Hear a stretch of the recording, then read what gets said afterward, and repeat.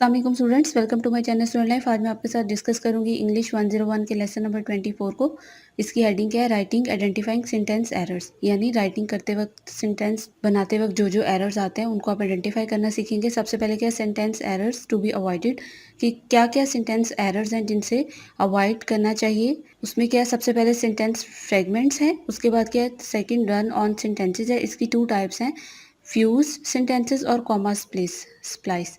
उसके बाद थर्ड क्या है? Misplace and dangling modifiers. अब सबसे पहले क्या है? Sentence fragments. सेंटेंस फ्रेगमेंट्स क्या होते हैं? ऐसे सेंटेंस होते हैं जो कि अपने कंप्लीट थॉट को एक्सप्रेस नहीं कर रहे होते, उसमें सब्जेक्ट और वर्ब मिसिंग होता है। ठीक है, वो क्या होते हैं? Sentence fragments. जैसे यहाँ पे इन्होंने आपके साथ एग्जांपल्स भी शेयर की हुई है कि इसमें कंप्लीट थॉट नहीं है एक तो, और एक क्या है? सेंटेंस फ्रेगमेंट वर्ब और सब्जेक्ट नहीं है। ठीक है, उसके बाद क्या है कि जब आप प्रोफेशनली कोई ऐसे या स्टोरी पढ़ते हैं तो उसमें बहुत से सेगमेंट सेंटेंस फ्रेगमेंट्स होते हैं। लेकिन क्या होता है कि जो राइटर्स होते हैं उनको अपनी राइटिंग पे इतनी ज़्यादा एबिलिटी होती है कि वो जल्दी से उसको इमीडिएटली कवर कर लेते हैं और अपनी थॉट को वो कम्प्लीटली एक्सप्रेस कर लेते हैं, जिसकी वजह से वो आपको सेंटेंस सेगमेंट्स के जो चक्कर है उसमें पढ़ने नहीं देते। उसके बाद क्या? Dependent word fragments. इसमें क्या होता है? डिपेंडेंट वर्ड्स जब सेंटेंसेस के साथ लगते हैं तो उसमें वर्ब और सब्जेक्ट तो होते हैं, लेकिन फिर भी वो कंप्लीट सेंस नहीं देते। जैसे यहाँ पे सेंटेंसेस आपके साथ सिंस, व्हेन, आफ्टर से शुरू हुए हैं, लेकिन क्या बात है कि ये आपको एक कंप्लीट सेंस नहीं दे रहे, आपको प्रॉपर जुमले का मतलब नहीं समझा रहे, एक अधूरा सा जुमला है। इसमें क्या होता है कि जब जब ये सेंटेंसेस इन वर्ड्स के साथ शुरू हों तो उसको क्या करते हैं? कॉमास के साथ और एक प्रॉपर सेकंड सेंटेंस के साथ या फर्स्ट सेंटेंस के साथ उसको कवर अप करते हैं, ताकि वो अपना फुल मीनिंग दे दें। जैसे यहाँ पे इन्होंने आपको एग्जांपल्स में दिया हुआ है। ठीक है, उसके बाद प्रैक्टिस आपके साथ शेयर की गई है कि जो वर्ड्स आप आइडेंटिफाई करें कि डिपेंडेंट वर्ड से शुरू हुए हैं वो है करेक्ट है।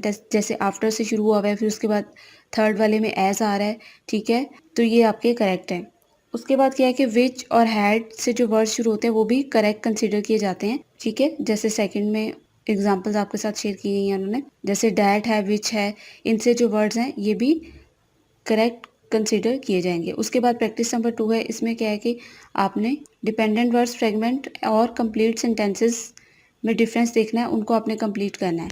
जैसे आपके पास यहाँ पे फर्स्ट वर्ड था व्हेन आई रंग द डोरबेल, उसके बाद कोमा आ गया। क्या है ये? आपके साथ उसने व्हेन से स्टार्ट हुआ है, ये क्या डिपेंडेंट वर्ड से स्टार्ट हुआ है और उसने कोमा लगाया और सेकंड वर्ड या सेकंड सेंटेंस दे के आपको पूरा जुमला क्लियर कर दिया। इस तरह सिंस से शुरू हुआ है तो कोमा लगाया और थर्ड शुरू कर दिया।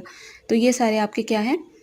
डिपेंडेंट वर्ड्स फ्रेगमेंट, जो डिपेंडेंट वर्ड्स से शुरू हो रहे हैं और उनको आपने कंप्लीट करना है। उसके बाद जो फिफ्थ वाला इसमें एग्जांपल है, देखें, वो एक नॉर्मल फिक्रा था, लेकिन चूंकि वो कंप्लीट सेंस नहीं आपको दे रहा था, इतना था स्कूल वाज क्लोज्ड येस्टरडे।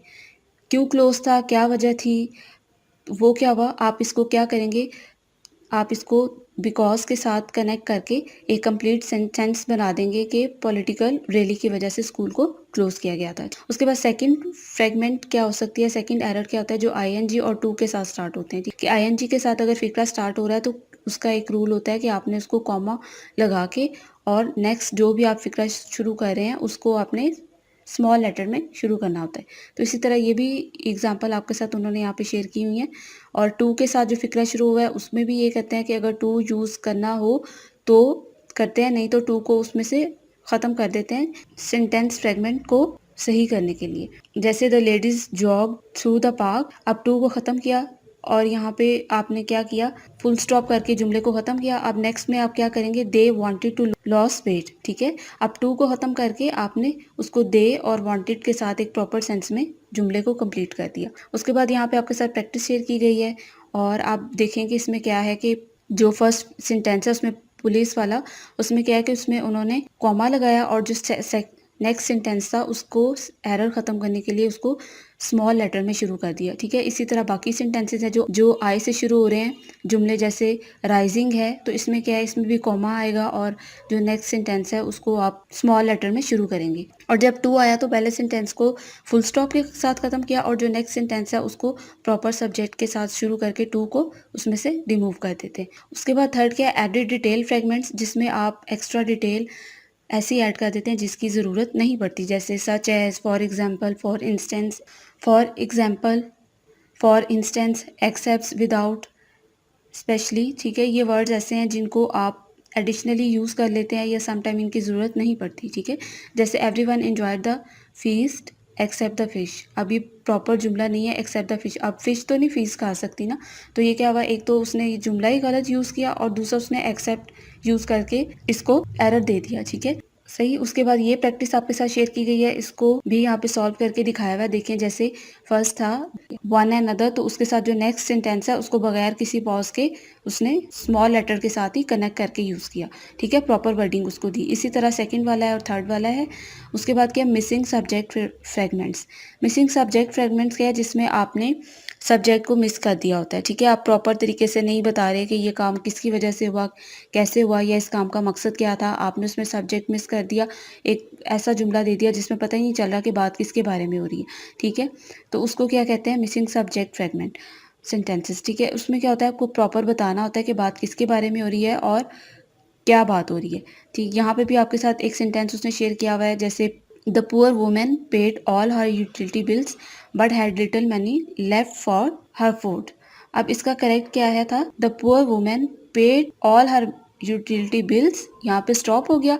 अब उसके साथ उसने नेक्स्ट के शुरू किया, बट शी हैड। ठीक है, प्रॉपर उसने उसको वर्ड दे दिया। इसी तरह सेकंड सेंटेंस में है, the nurse held a smiling baby and then posed for the photographers. ठीक है, अब उसमें क्या था, इसका करेक्ट क्या हो गया, the nurse held her smiling baby. यहाँ पे फिक्रा ख़त्म हुआ और उसको उसने फुल स्टॉप के साथ ख़त्म करके नेक्स्ट उसने सब्जेक्ट के साथ शुरू किया, then she posed for the photographers. ठीक है, प्रॉपर सब्जेक्ट उसको दे दिया कि नर्स के बारे में बात हो रही है नेक्स्ट फिक्रे में भी।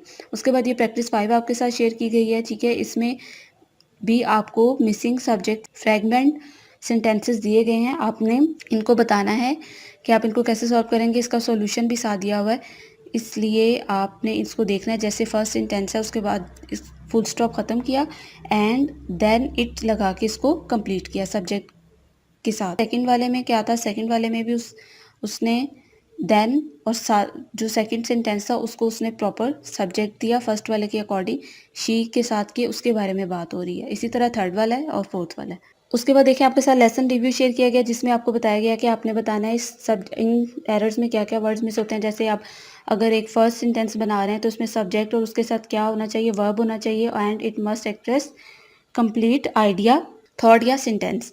उसके बाद सेकंड वाले में क्या आएगा, जिसमें अनटिल, बिकॉज, वाइल यूज़ हो रहा है, ये कैसे वर्ड्स होते हैं, इनको क्या कहते हैं, डिपेंडेंट वर्ड्स कहते हैं।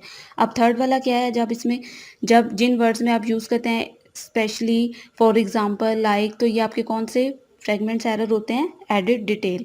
उसके बाद फोर्थ वाला है, उसमें क्या था, जब आप एडिड डिटेल फ्रेगमेंट क्रिएट करते हैं तो इसमें क्या होता है, आप क्या करते हैं, अनयूज सेंटेंस ऐड करते हैं और सब्जेक्ट और वर्ब ऐड करते हैं। ठीक है, अब एक्स्ट्रा डिटेल अगर ऐड किया तो आप उसके मुताबिक, आपने पहले पढ़ा है ना पीछे, जब एडिड डिटेल वाले सेंटेंसेज हों तो उनको प्रॉपर सेंटेंस दिया जाता है और उनमें वर्ब ऐड किया जाता है। उसके बाद फिफ्थ वाला क्या है, one way to correct a missing subject fragment. अगर किसी सेंटेंस में सब्जेक्ट मिसिंग हो तो आप उसमें क्या करते हैं, आप उसमें सब्जेक्ट ऐड करते हैं। ठीक है, उसके बाद क्या है, टेस्ट आपके साथ शेयर किया गया है, आपने बताना है कि इन जुमलों में कौन कौन से एरर हैं। जैसे मैं आपको फर्स्ट एक दो बता रही हूँ, जैसे we go to Murree hills during the summer vacation whenever we can, of course. ठीक है, तो इसका प्रॉपर क्या होगा, we go to Murree hills during the summer vacation.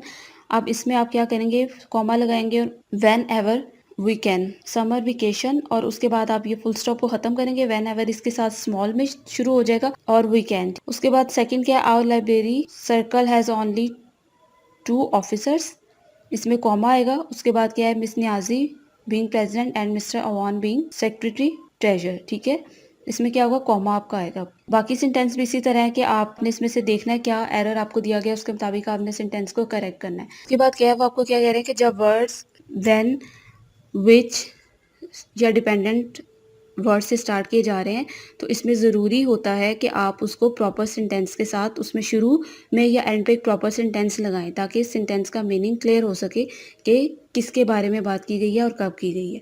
ठीक है, तो इसमें बेसिक बात क्या थी इस लेक्चर में, मैं आपको इंपॉर्टेंट अब बता रही हूँ। सबसे पहले आपने इसमें जो एरर्स हैं उनकी टाइप्स को याद रखना है। ठीक है, उसके बाद सेंटेंस फ्रेगमेंट्स क्या होता है, उसकी आपने एक लाइन की डेफिनेशन याद रखनी है कि जिसमें सब्जेक्ट और वर्ब मिसिंग होता है, ठीक है।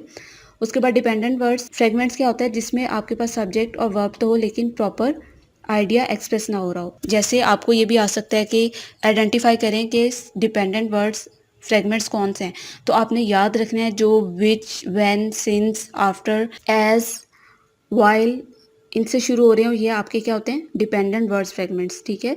उसके बाद आईएनजी और टू में क्या रूल याद रखने हैं, आपने दो रूल्स इसमें फॉलो करने हैं कि अगर आईएनजी से स्टार्ट हो रहा है तो आपने फिक्रे को सेकंड वाले को से पहले कॉमा लगाना है फर्स्ट वाले के फिक्रे के एंड पे, और सेकंड वाला जो है उसको आपने स्मॉल केस में शुरू करना है, ठीक है।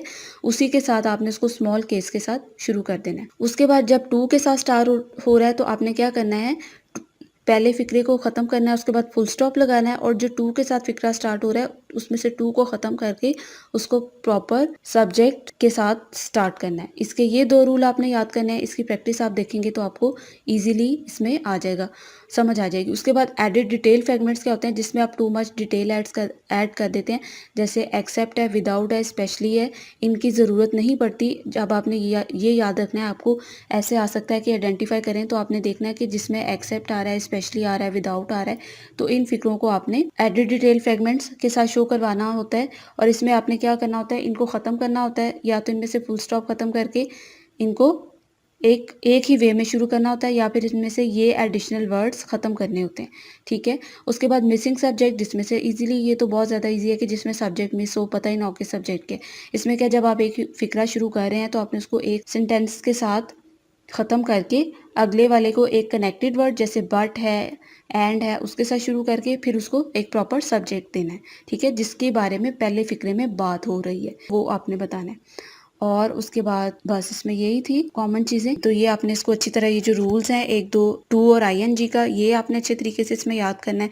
एरर्स की जो टाइप्स हैं वो याद करनी है, तो ये आपका लेक्चर क्लियर हो जाएगा। इंपॉर्टेंट पॉइंट्स जो है उनको आप साथ साथ अपनी नोटबुक में नोट कर लिया करें, ताकि आपको लेक्चर्स को बार बार रिपीट करने की ज़रूरत ना पड़े। जब पेपर्स में आप लेक्चर खोलें तो आपके साथ आपकी नोटबुक भी होनी चाहिए, जिसमें आपको पता चले कि 24th में ये इंपॉर्टेंट था, 5th में ये था, 3rd में ये था। तो ये चीज़ें आपको पूरे लेक्चर को थॉरली दोबारा पढ़ने से बचा लेंगी। तो उम्मीद है आपको समझ आ गया होगा। फिर भी कोई कन्फ्यूजन हो तो आप पूछ सकते हैं। प्लीज़ चैनल को सब्सक्राइब करें, वीडियो को लाइक ज़रूर किया करें और शेयर भी करें, ताकि ज़्यादा से ज़्यादा स्टूडेंट को फ़ायदा हो सके। मुझे दीजिए इजाज़त। अल्लाह हाफ़िज़।